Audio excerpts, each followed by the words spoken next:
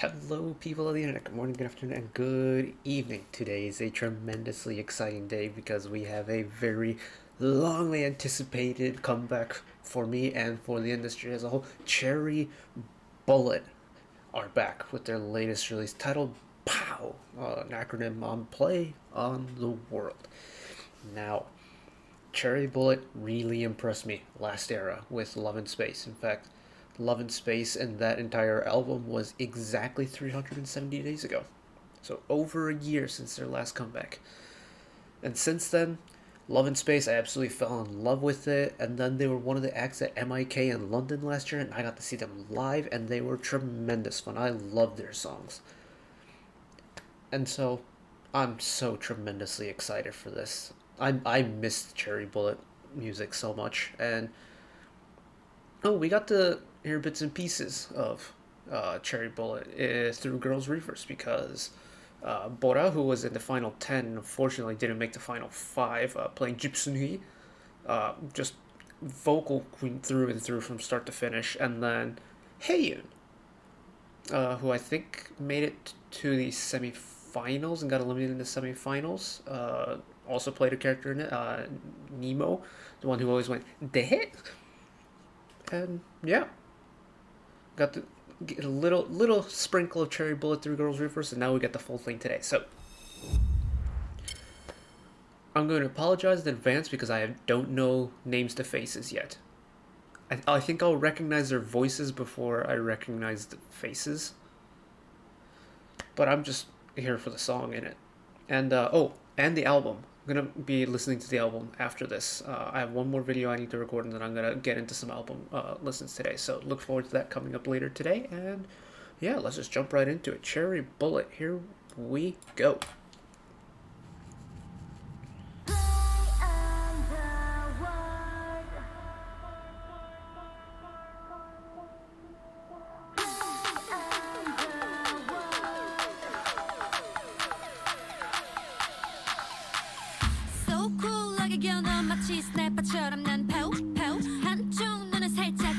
Not the direction I thought this song was gonna go to, but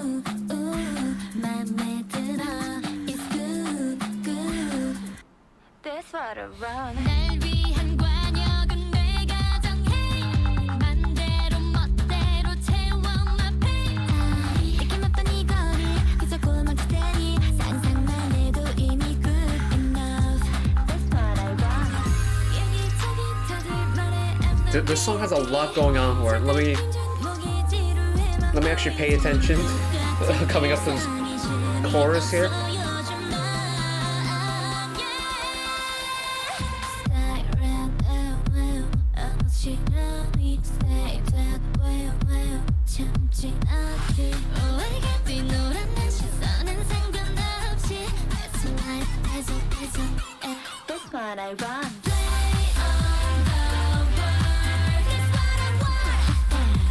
Whoa.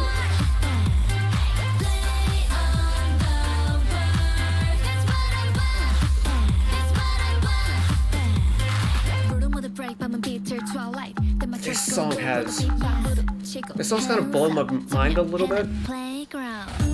It's like every time I think something's gonna happen, something completely different happens. So I can't predict this song at all.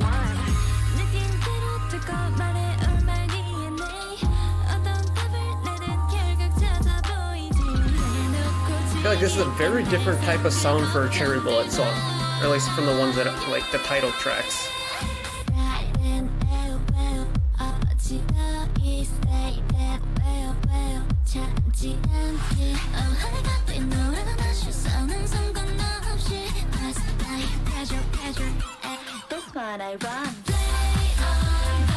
It's so...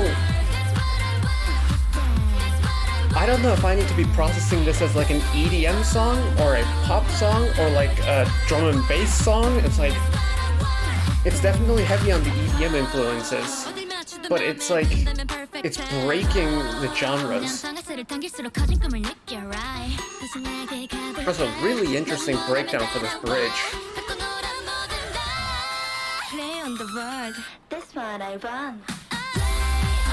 And we're back into this motif. Okay.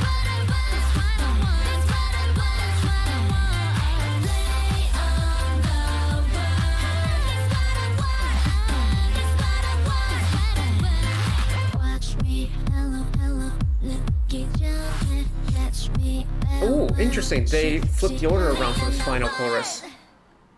Ah, okay.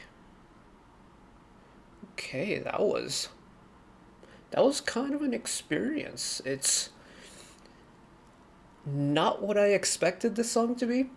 Mind you, I don't listen or watch spoilers or teasers or anything like that, so I was going to be completely blind going into this. Did not think they would go this direction after Love in Space, because that was this, heavy, really nice retro synth song. And then, shit, let me pull up the Cheryblett discography on Spotify. Now, like, compared to their, like, older title tracks, like Love So Sweet, LOL Away, which I think still is my favorite Cheryblett title they've done, and its hands up a little bit is more Moonbaton-esque. But, like, this is heavy on the EDM. Like, this is... You've taken pretty much every single possible genre of EDM music that could be played in a club and put it all together. And it's really interesting how this song comes across. Because every single, phrase within the song, you could treat as, like, its own EDM song, and it wouldn't be any other place. Like, let's run back to the first verse, and then we could just go motif, or musical phrase by musical phrase, because this is something, let me tell you.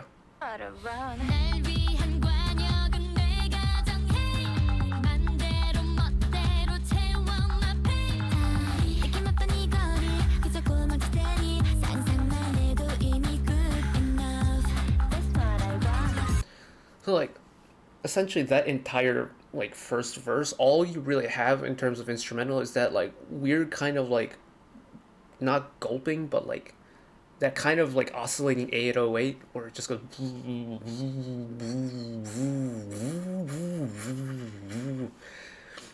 Just really interesting is it's super minimalistic, and it's kind of making the vocals do their own thing. And it just feels like a very... Like, on its lonesome, it feels like a very empty first verse. But it's because it's working up to a really... Essentially, it's a part of one really long build. Sorry, excuse me. One really long build leading up to the chorus drop. Which, again, the chorus drop comes in so much later, and it's like one elongated riser again. Because, now we're on the pre-chorus now. You get a little bit of, like, twinkling, like, muffled synths. You get the...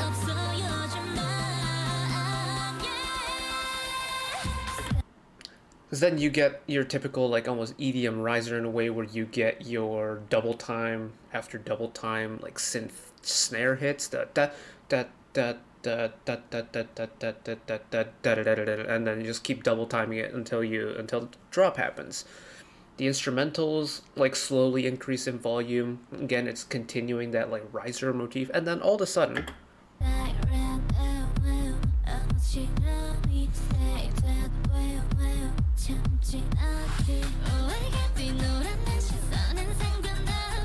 It's like they're taking that weird, like, pulsating synth. They've taken it up an octave. And that, like, synthesizer feeling has spilled over into the vocals because, like, you have the vocal line, and then they've taken that vocal line, pitched it up, and then vocaloided it. So now it sounds like there's, like, a synthetic voice singing the harmony part alongside the members in the chorus here.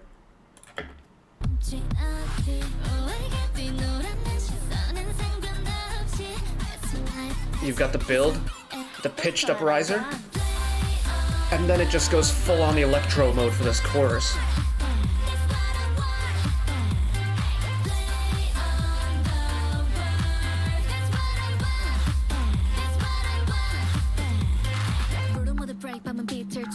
And then we're back into the verse motif, and this time it's the, like, pulsating. The speed that the weird synth in the background pulsates at is at a different pace now. It's a lot quicker, and it's pitched up, and it got a little bit of a different percussion part behind it.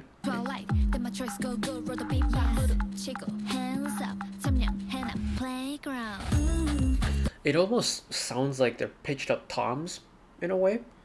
I think is a really interesting aesthetic choice because whoever the rapper is here has a kind of lower tone when she's rapping, so it gives it a little bit more of like a trebleness to it.